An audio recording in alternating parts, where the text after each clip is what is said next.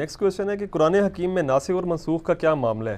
اگر قرآن حکیم اللہ کی کتاب ہے، اس کا کلام ہے، تو اس میں احکام تبدیل کیوں ہوئے؟ جبکہ اللہ تعالیٰ کو تو ہر چیز کا علم ہے، اور لا تبدیل لکلمات اللہ کے تحت بھی یہ ناسخ اور منسوخ والا معاملہ کچھ معیوب نہیں لگتا؟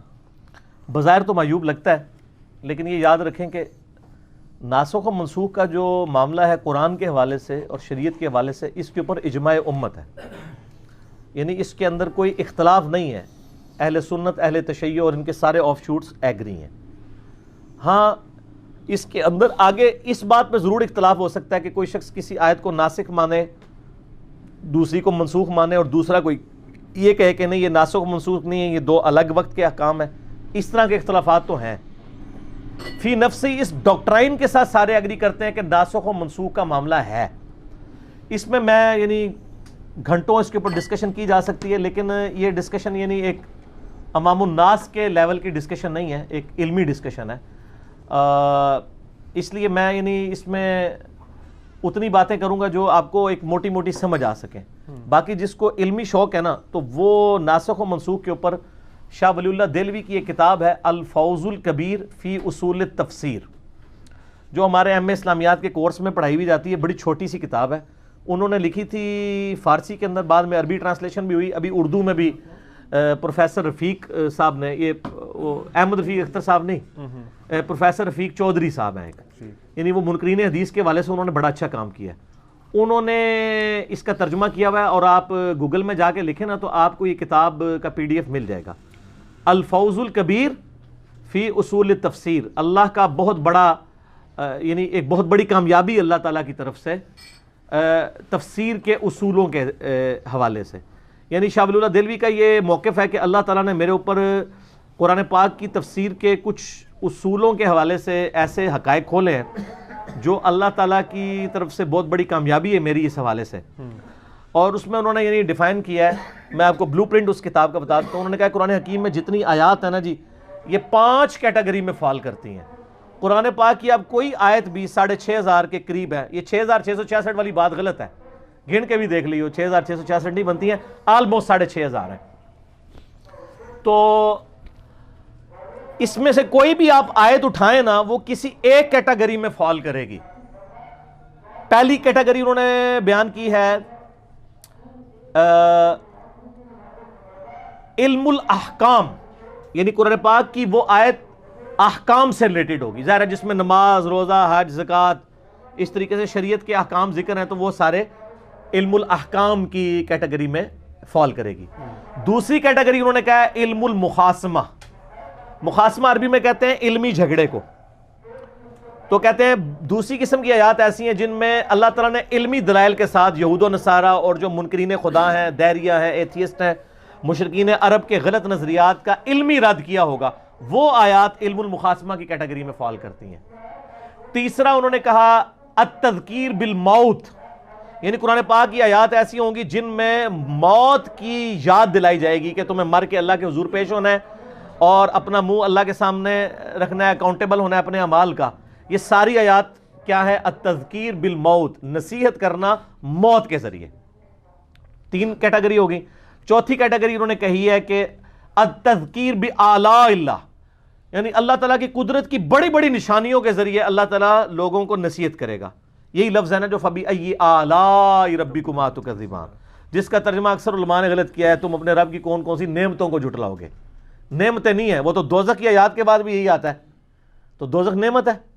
مودودی صاحب نے صحیح ترجمہ کیا ہے، جب دوزخ کی آیات آئی ہیں تو انہوں نے اسی اعتبار سے کہ تم اپنے رب کی قدرت کی اس بڑی نشانی کو اے جن و انس کے گروہ کیسے جھٹلاؤ گے۔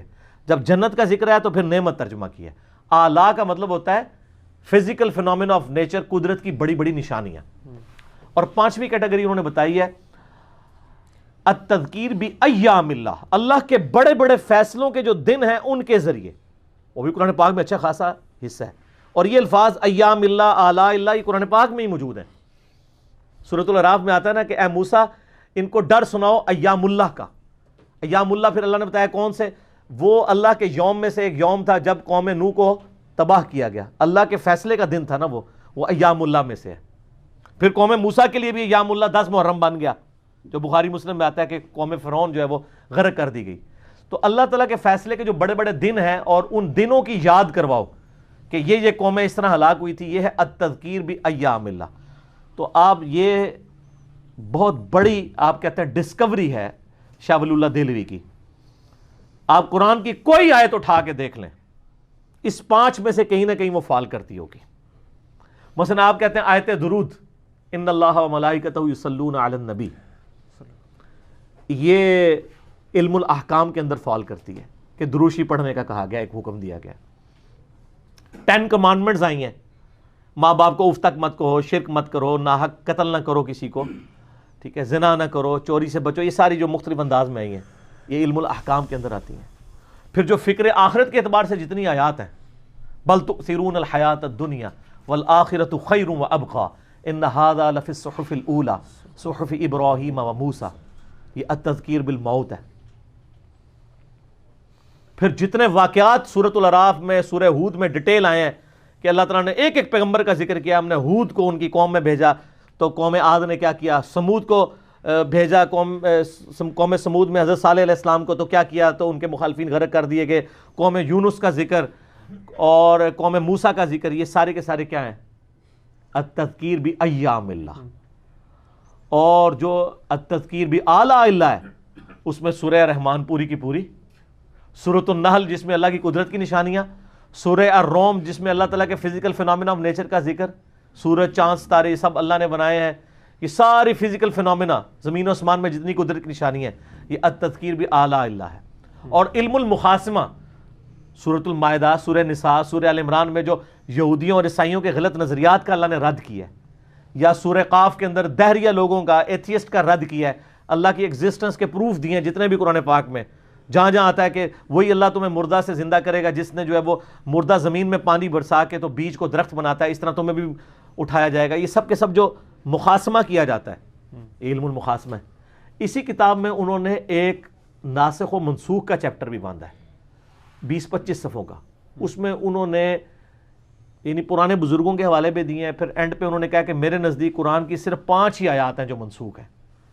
بعض کہتے ہیں 500 ہیں، بعض کہتے ہیں 200 ہیں. انہوں نے سب کے ساتھ علمی اختلاف کر کے اینڈ پہ انہوں نے کہا 5 یعنی اسکروٹنی کر کے میرے نزدیک بنتی ہیں، جس میں جس طرح ایک سورۃ البقرہ میں آیا ہے کہ وصیت تم پہ لازمی کی گئی ہے، جب تمہارے موت کا وقت آئے تو اپنے ماں باپ اور بیوی بچوں کے لیے اپنے مال میں وصیت کرو. تو اس کی منسوخی سورہ نساء میں جب وصیت وہ جو وراثت کے احکام آ گئے تو یہ آیت منسوخ ہوگی. ٹھیک ہو گیا. اسی طریقے سے سورۃ الانفال میں آتا ہے کہ اگر اہل ایمان ہے، ایک اہل ایمان جو ہے وہ 10 کے اوپر بھاری ہے، پھر اللہ تعالیٰ فرماتا ہے اب کمزوری تمہارے اندر آ گئی. کیونکہ کمزوری یہ نہیں کہ سابقون اولون کمزور ہو گئے ہیں، کمزوری یہ ہوگی ہے کہ اوورآل اب جو نئے مسلمان ہوئے ہیں تعداد تو بڑھ گئی ہے، لیکن ابو بکر، عمر، عثمان و علی کے لیول کے لوگ نہیں، بعد کے لوگ. لہٰذا اب ریشو پروپورشن نیچے آ گئی ہے. اب ایک مسلمان 10 پہ بھاری نہیں ہے بلکہ 2 پہ بھاری ہے. تو یہ ناسخ و منسوخ اس طرح کی تو انہوں نے مختلف لکھی ہیں. اس میں کوئی قرآن پاک کی یعنی والا معاملہ نہیں آتا. شریعتوں میں بھی ناسخ و منسوخ ہوا ہے اور اس کی دلیل جو ہے وہ سورہ بقرہ کی آیت نمبر ہے 105. اس کی تفسیر بھی آپ پڑھ لیں، تفہیم القرآن میں بھی پڑھ لیں اور باقی جگہ پہ بھی تدبر القرآن میں بھی پڑھ لیں. اعوذ باللہ من الشیطان الرجیم، بسم اللہ الرحمن الرحیم. ما ننسخ من آیاتہ او ننسیہا نأتی بخیر منہا. ہم کوئی آیت منسوخ کر دیں یا بھلا دیں اس سے بہتر لے آئیں گے. او مثلہا یا اس کے برابر. الم تعلم ان اللہ علی کل شیء قدیر. کیا تم جانتے نہیں کہ اللہ تعالیٰ ہر چیز پر قادر ہے. یہ بھی اس کی قدرت ہے کہ اللہ تعالیٰ پابند نہیں ہے اپنے معاملے کا بھی. باقی رہا لا تبدیل لکلمات اللہ، یہ بات ٹھیک ہے کہ اللہ کے کلمات نہیں بدلتے، لیکن یہ بھی اللہ تعالیٰ کے کلمات ہیں کہ ان اللہ علی کل شیء قدیر. اللہ تعالیٰ اپنی ڈیسٹنی میں کسی فیصلے کو چینج بھی فرما سکتا ہے، شریعت کو چینج بھی فرما سکتا ہے. اس کا وہ پابند تو نہیں ہے نا. تو باقی جو رولز بیان ہوئے ہیں اور وہ کیٹاگوریکل ہیں ان کا ظاہر ہے وہ پابند ہے. ادھر وہ فٹ ہوگی لا تبدیل لکلمات اللہ. مثلا یہ رول ہے ان اللہ لا یغفر ان یشرک بہ ویغفر ما دون ذلک لمن یشاء. اللہ شرک معاف نہیں کرے گا. آج کی ڈیٹ میں اگر کوئی کہتا ہے کہ اللہ چاہے تو فرعون کو جنت میں بھیج سکتا ہے تو یہ کلمات کفر ہے. یہ اللہ کا کلمہ نہیں بدلائے گا، یہ رول کے طور پہ.